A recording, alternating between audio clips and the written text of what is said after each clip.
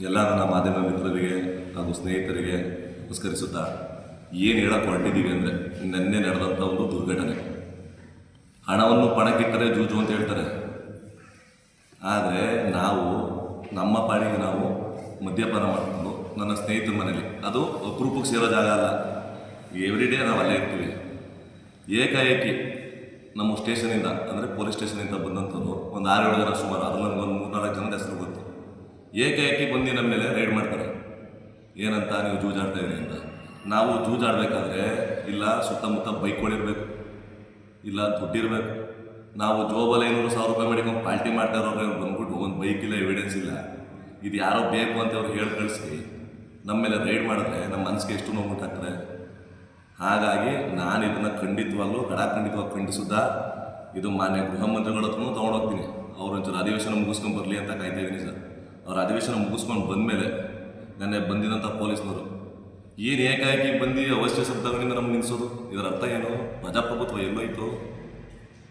ಒಂದು ಬೈಕ್ ಇಲ್ಲ, ಏನಿಲ್ಲ, ಏಕ್ದಮ್ ಬಂದ್ಬಿಟ್ಟು ಇವರೇ ತಂದು ಇಸ್ಪೀಟ್ ಹಾಕ್ಬಿಟ್ಟು ಕಾರ್ಡ್ಬೇಡ, ಅವೇನೋ ಇಸ್ಪೀಟ್ ಕಾರ್ಡ್ಗಳು ಸುತ್ತ ಚಲ್ಬಿಟ್ಟು ನೀವು ಜೂಜಾಡ್ತಾ ಕಣಪ್ಪ, ಯಾವ ಥರ ಎಲೆ ಹಾಕ್ತೀರಿ ಯಾಕೆ ಅಂದ್ಬಿಟ್ಟು ಕೂರಿಸ್ಕೊಂಡು ನಮ್ಮ ವಾಸ ಇರುವಂಥ ಮನೆಗೆ ಬಂದ್ಬಿಟ್ಟು ಕೆಲಸ ಮಾಡಿದ್ರೆ ನಾವು ಎಲ್ಲೋಗಿ ಸಾಯೋದು ಸರ್? ಏನು ಮಾಡೋದು? ಎಷ್ಟೊತ್ತಲಾಗಿತ್ತು ಸರ್? ಸರಿ ಸುಮಾರು ಸಂಜೆ 6:15. ಯಾರಾದರೂ ಸರ್ ವೈನ್ಸ್ ಹತ್ರ ಕುಂತ್ಕೊಂಡು ಜೂಜಾಡೋದು ನೋಡಿದ್ರ?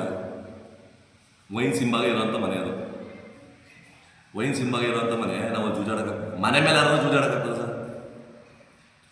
ಈಗ ನಮ್ಮ ಹತ್ರ ದುಡ್ಡಿಲ್ಲ, ಅವರೇ ದುಡ್ಡು ಕೊಟ್ಬಿಟ್ಟು ಅವರೇ ಇಸ್ಬಿಟ್ಟು ಬೇಕಾದೇನೋ ತಂದ್ಬಿಟ್ಟು ಚಲ್ಬಿಟ್ಟು ನೀವು ಜೂಜಾಡ್ತಾ ಇದ್ದೀರಿ ಅಂತ ಹೇಳ್ತಾರಲ್ಲ, ನಾವೇನು ಮಾಡೋದು? ನಮ್ಮ ಮನೆಯವ್ರುಗಳು ವಿಚಾರ ಗೊತ್ತಾಗಲಿ.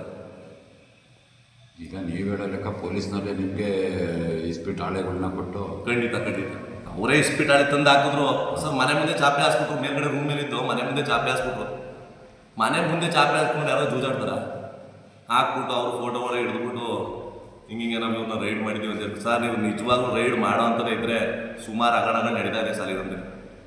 ಒಂದಲ್ಲ ಎರಡಲ್ಲ ಸುಮಾರು, ಅದೇನು ಈಗಲಿಂದಲ್ಲ. ನೀವು ಅಲ್ಲೋಗಿ ರೈಡ್ ಮಾಡಿ. ಮೊನ್ನೆ ಎಲ್ಲೋ ಒಂದು ಕಡೆ ರೈಡ್ ಮಾಡಿದಿರಿ, 65,000 ರೂಪಾಯಿ ದುಡ್ಡು ಇಸ್ಕೊಬಿಟ್ಟು 20 ಬೈಕಾಗಿ ಬಿಟ್ಟು ಕಳಿಸಿದಿರಿ.